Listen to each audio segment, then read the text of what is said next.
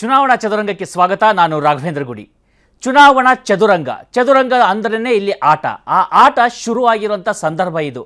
ಈ ಆಟದಲ್ಲಿ ಈಗ ಮತ್ತೊಂದು ದಾಳವನ್ನು ರಾಜ್ಯ ಸರ್ಕಾರ ಕೇಂದ್ರದ ವಿರುದ್ಧ ಇಟ್ಟಿರುವಂಥದ್ದು. ಏನಂದರೆ ಇಲ್ಲಿ ತಾರತಮ್ಯ ಆಗ್ತಾ ಇದೆ ಅಂತ. ನಾನು ಕೊಡೆ ನೀನು ಬಿಡೆ, ಈ ರೀತಿಯಾದಂಥ ಒಂದು ಜುಗಲ್ಬಂದಿ ಕೇಂದ್ರ ಮತ್ತು ರಾಜ್ಯದ ಮಧ್ಯದಲ್ಲಿ ನಡೀತಾ ಇದೆಯಾ ಅಂತ ಪ್ರಶ್ನೆ ಕೂಡ ಮತ್ತೊಮ್ಮೆ ಮೂಡುವಂಥ ಈ ಒಂದು ನಡೆಯನ್ನು ಇವತ್ತು ರಾಜ್ಯ ಸರ್ಕಾರ ಇಟ್ಟಿರುವಂಥದ್ದು. ಜೊತೆಗೇನೆ ಇವತ್ತು ಕುರುಕ್ಷೇತ್ರಗಳಲ್ಲೂ ಕೂಡ ಏನು ನಡೀತಾ ಇದೆ, ಯಾವ ಕ್ಷೇತ್ರದ ಮನದಲ್ಲಿ ಇರ್ತಕ್ಕಂಥದ್ದೇನು, ಈ ವಿಚಾರಗಳು ಕೂಡ ಇವತ್ತು ಕುತೂಹಲವನ್ನು ಮೂಡಿಸ್ತಾ ಇರುವಂಥ ಸಂದರ್ಭ ಇದು. ಹೀಗಾಗಿ ಸಹಜವಾಗಿ ಅದರ ಬಗ್ಗೆ ಕೂಡ ನಾವು ಚರ್ಚೆಯನ್ನು ಮಾಡಬೇಕಾಗುತ್ತೆ. ಆ ಚರ್ಚೆಯನ್ನು ಮಾಡೋದಕ್ಕಿಂತ ಮುಂಚಿತವಾಗಿ ನೋಡೋಣ ಹೆಡ್ಲೈನ್ಸ್. ಕೇಂದ್ರದ ವಿರುದ್ಧ ಮುಂದುವರಿದ ತೆರಿಗೆ ಯುದ್ಧ, ತಾರತಮ್ಯ ಖಂಡಿಸಿ ರಾಜ್ಯ ಸರ್ಕಾರ ನಿರ್ಣಯ. ವಿಪಕ್ಷದಿಂದಲೂ ಸರ್ಕಾರದ ವಿರುದ್ಧ ಪ್ರತಿ ನಿರ್ಣಯ. ಕಾಂಗ್ರೆಸ್ ನಿರ್ಣಯದ ವಿರುದ್ಧ ಕೆರಳಿದ ಬಿಜೆಪಿ, ರಾಜ್ಯಪಾಲರಿಗೆ ದೂರು ನೀಡಲು ನಿರ್ಧಾರ. ಇದು ರಾಜ್ಯದ ಜನರಿಗೆ ಮಾಡಿದ ಅಪಮಾನ ಅಂತ ಎಚ್ಡಿಕೆ ಕಿಡಿ.